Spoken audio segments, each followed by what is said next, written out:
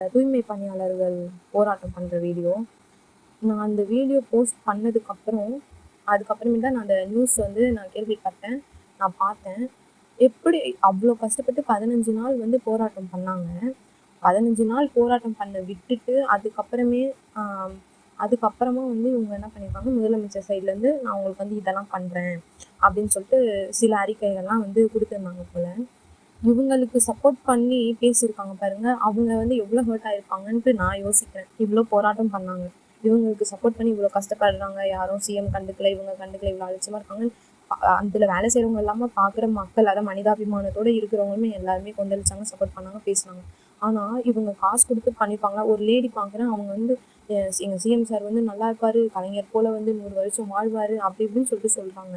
இதுக்கு முன்னாடி வந்து அவங்களாம் நல்லா இருப்பானா, நாசமாக போவான், இந்த மாதிரிலாம் திட்டினாங்க. சரி, திட்டினாங்க, இது பண்ணாங்க, ஓகே. மறுபடியும் எப்படி அது வந்து ஒரு செகண்ட் இந்த மாதிரி மாறுறாங்க? இவங்க பொய்யா இந்த மாதிரி ஃபேக்காக இப்படி பண்ணுறாங்கன்னு நல்லா தெரியுது.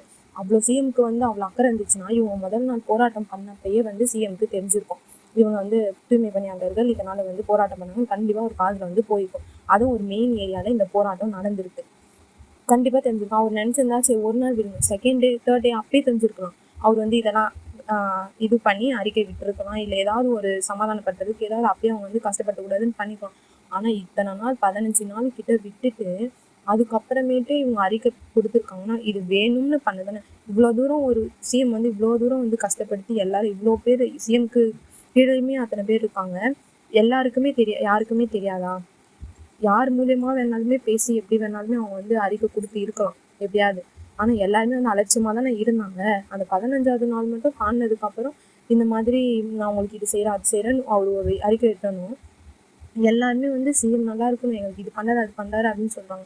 அந்த மக்கள்லாம் சாப்பிடாம அவங்க உட்காந்து அவ்வளோ கஷ்டப்பட்டு போராட்டம் நடத்தி அவங்கள ஏதோ ஜெயில் கைது ஏதோ கொலை பண்ண குற்ற மாதிரி அவங்க வந்து கடத்திட்டு பஸ்ஸில் ஏற்றுனாங்க, எல்லாமே பண்ணாங்க. பண்ணிவிட்டு இவங்க அறிக்கையிட்டோன்னே என்ன பண்ணுறாங்க, இவங்களே ஒரு போர்டெலாம் ரெடி பண்ணி அவங்க கையில் கொடுத்து நடைப்பயணமே நடக்க சொல்லி இந்த மாதிரி கொடுத்துருக்காங்க.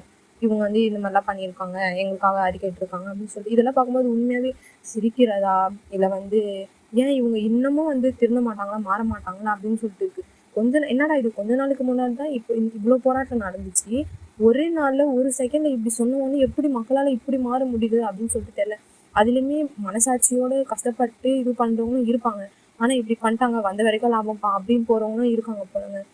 மக்களை வந்து அதுதான் சொல்கிறேன், இந்த மாதிரி ஆளுங்க வந்து இந்த மாதிரி பண்ணுறாங்க, இந்த சிஎம் இவங்க எல்லாருமே இந்த மாதிரி பண்ணுறாங்கன்னா இதுக்கு காரணமே நம்ம தாங்க, மக்கள் தான்.